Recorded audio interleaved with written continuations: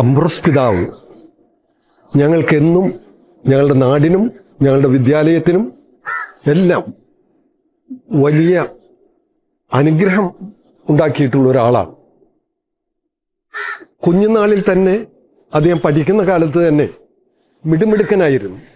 നല്ല തിളങ്ങുന്ന കണ്ണുകളും എപ്പോഴും ചുണ്ടിൽ നിന്ന് ഒറ്റിപ്പോകാത്ത ചിരിയുമായി ഓടി നടക്കുന്ന ഒരു കൊച്ചുകുട്ടി. ആ കൊച്ചുകുട്ടിയുടെ ആ നൈർമല്യം, ആ വിനയം ഇന്നും ഞങ്ങൾക്ക് നല്ല ഓർമ്മയുണ്ട്. എപ്പോഴും ചിരിക്കും, എപ്പോഴും കൈകൂപ്പിയെ അധ്യാപകരൊക്കെ കാണുമ്പോൾ കൈകൂപ്പിയെ നിൽക്കൂ. അങ്ങനത്തെ ഒരു പ്രത്യേക പ്രകൃതക്കാരനായിരുന്നു. അന്ന് ക്ലാസ്സിൽ, അപ്പോൾ അന്ന് LKG UKG ഒന്നും ഇല്ലാത്ത കാലമാണ്. ആദ്യമായിട്ട് നമ്മുടെ ക്ലാസ്സിലേക്കാണ് വരുന്നത്. അപ്പോൾ അക്ഷരങ്ങളൊക്കെ നോക്കിയിരുന്ന നല്ല വടിവോടുകൂടി തന്നെ അതെല്ലാം എഴുതും.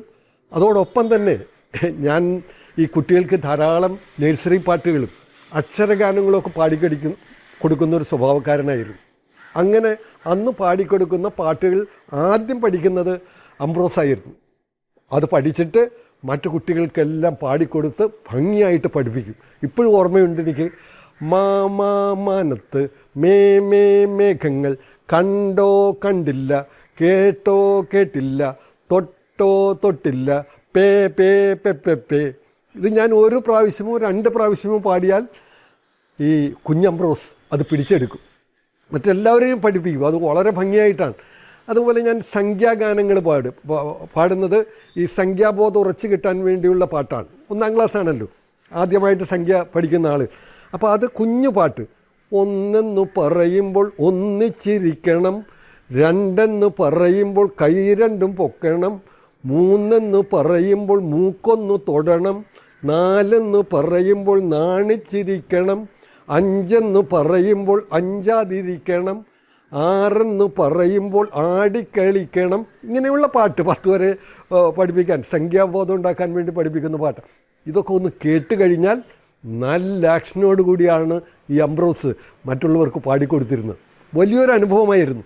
അപ്പോൾ ഞാൻ ചെയ്യേണ്ട ജോലിയുടെ ഒരു ഭാഗം കൂടി ശരിക്കും പറഞ്ഞാൽ ഈ കുട്ടികളെ പഠിപ്പിക്കുന്ന ആ അനുഭവം ഉണ്ടാക്കിയിരുന്നത് അംബ്രോസാണ്. അപ്പം അതുകൊണ്ട് നല്ല മിടുക്കനാണ്. അന്ന് തന്നെ എല്ലാവരോടും വിനയത്തോടു കൂടി പെരുമാറുന്ന കുട്ടി, എല്ലാവരോടും നല്ല ചിരിച്ച് കൊണ്ട് മാത്രമേ സംസാരിക്കൂ, അല്ലാതെ ഒന്നും അറിഞ്ഞുകൂടാ. അദ്ദേഹം യഥാർത്ഥത്തിൽ ഇവിടെ താമസിച്ചിരുന്നത് ഈ സ്കൂളിൻ്റെ അങ്കണത്തിൽ തന്നെയായിരുന്നു. ഒരുപക്ഷെ അംബ്രോസ് പിതാവിന് തന്നെ അത് ഓർമ്മയുണ്ടാവില്ല. അദ്ദേഹം ജനിക്കുന്നതിന് മുമ്പ് അദ്ദേഹത്തിൻ്റെ അപ്പൂപ്പൻ്റെ വീട് അവിടെയായിരുന്നു. ഏലിയാസ് അപ്പൂപ്പൻ, പുത്തൻ വീട്ടിൽ ഏലിയാസ് എന്നായിരുന്നു അദ്ദേഹത്തിൻ്റെ പേര്. അദ്ദേഹത്തിൻ്റെ 3 ആൺമക്കളാണ്. ആ ആൺമക്കളിൽ ഇളയ ആളാണ് റോക്കിച്ചേട്ടൻ. ആ റോക്കിച്ചേട്ടൻ്റെ മകനാണ് നമ്മുടെ പിതാവ് അംബ്രോസ് പുത്തൻ വീട്ടിൽ. അപ്പോൾ റോക്കിച്ചേട്ടൻ്റെ കൈയും പിടിച്ചാണ് എപ്പോഴും നടക്കുന്നത്. 3 പെൺകുട്ടികളും 2 ആൺമക്കളുമായിരുന്നു. അതിലൊരാൾക്ക് ഏലിയാസ്, മൂത്ത ആൺകുട്ടിയുടെ പേര് ഏലിയാസ് എന്ന് തന്നെയാണ്. ആ സ്കൂളിലിട്ടിരിക്കുന്ന പേര് ഏലിയാസാണ്. നാട്ടിലിങ്ങനെ ജോപ്പൻ എന്ന് വിളിക്കാറുണ്ടെന്ന് പറഞ്ഞിട്ടുള്ളൂ. അപ്പോൾ ആ ഏലിയാസ് ജോപ്പൻ മൂത്ത ആളാണ്. ബാക്കി എല്ലാവരും നല്ല മര്യാദക്കാരായി, പെൺകുട്ടികളൊക്കെ നല്ല വിനയവും മര്യാദയുള്ള ആളായിരുന്നു. റോക്കിച്ചേട്ടൻ ഇത്തിരി പൊക്കമുള്ള ആളാണ്. കൂടുതൽ വെളുത്ത ആളല്ല, അംബ്രോസ് പിതാവിനെ പോലെ വെളുത്ത ആളല്ല, പൊക്കം കൂടുതലാണ്. അമ്മ പൊക്കം തീരെ കുറഞ്ഞ ആളായിരുന്നു. നല്ല വെളുത്ത മിടുമിടിക്കുകയായിരുന്നു, ഇടവനക്കാടുകാരിയായിരുന്നു. നല്ല വെളുത്ത മുഖമാണ്. എനിക്ക് തോന്നുന്നു ആ ഇത് വെച്ചായിരിക്കണം അംബ്രോസ് എന്നുള്ള പേര് അദ്ദേഹത്തിന് കിട്ടിയത്. ഇടവനക്കാട് അംബ്രോസുമായിട്ട് ബന്ധപ്പെട്ട വിശുദ്ധ അംബ്രോസിൻ്റെ നാടായതുകൊണ്ട് ആ പേര് അങ്ങനെ കിട്ടിയതായിരിക്കണമെന്നാണ് ഞാൻ വിചാരിക്കുന്നത്. അപ്പം അങ്ങനെയുള്ള ഒരു കുടുംബത്തിൽ ഒരു സാധാരണ കുട്ടിയായി വളർന്നു. 7ാം ക്ലാസ് വരെ ഞങ്ങളുടെ വിദ്യാലയത്തിൽ തന്നെയാണ് അദ്ദേഹം പഠിച്ചത്. വളരെ കുട്ടികൾക്ക്, എല്ലാ അധ്യാപകർക്കും, ഇവിടെയുള്ള എല്ലാ അധ്യാപകർക്കും അദ്ദേഹം കണ്ണിലുണ്ണിയായിരുന്നു. പ്രത്യേകിച്ച് എൻ്റെ സഹധർമ്മിണിയും അദ്ദേഹത്തെ മലയാളം പഠിപ്പിച്ച അധ്യാപികയാണ്. 6ാം ക്ലാസ്സിലും 7ാം ക്ലാസ്സിലൊക്കെ മലയാളം പഠിപ്പിച്ചത് എൻ്റെ സഹധർമ്മിണി മേരി സെലിനാണ്. അപ്പം അങ്ങനെ ഒരു അടുത്ത ബന്ധം കൂടിയുണ്ട്. അതും പിതാവ് എപ്പോഴും പറയാറുള്ളതാണ്. സാറ് മാത്രമല്ല, ടീച്ചറും എന്നെ പഠിപ്പിച്ചിട്ടുണ്ടല്ലോ എന്ന് വളരെ അഭിമാനപൂർവ്വം പറയുന്ന ആളാണ്. കഴിഞ്ഞ ദുഃഖവെള്ളിയാഴ്ച രാത്രിയിൽ, കഴിഞ്ഞ തവണയോ കഴിഞ്ഞ മുമ്പിലത്തെ നമ്മുടെ കോട്ടപ്പുറം ബസിലിക്കയിൽ അദ്ദേഹം പാതിരയ്ക്കുള്ള കുർബാനയ്ക്ക് പ്രഭാഷണം നടത്തിയത് ഞങ്ങളെക്കുറിച്ചായിരുന്നു, ഞങ്ങളുടെ കുടുംബത്തെക്കുറിച്ചായിരുന്നു. സിപ്പി സാറിൻ്റെയും മേരി സെലിൻ ടീച്ചറുടെയും കുടുംബത്തെ പറ്റിയായിരുന്നു. അത് നിരവധി ആളുകൾ അത് കഴിഞ്ഞ് ആ പ്രസംഗം കേട്ട് വന്നവർ ഞങ്ങളെ വിളിച്ചപ്പോഴാണ് ആ വിവരം അറിഞ്ഞത്. അപ്പോൾ ആ ഗുരുഭക്തിയൊക്കെ മനസ്സിൽ നല്ല രീതിയിൽ സൂക്ഷിക്കുന്ന ഒരാളായിരുന്നുവെന്ന് ഞങ്ങൾക്ക് അതിൽ നിന്ന് മനസ്സിലാക്കാൻ കഴിഞ്ഞു. അങ്ങനെ എന്തുകൊണ്ടും ധന്യനായ ഒരാൾ.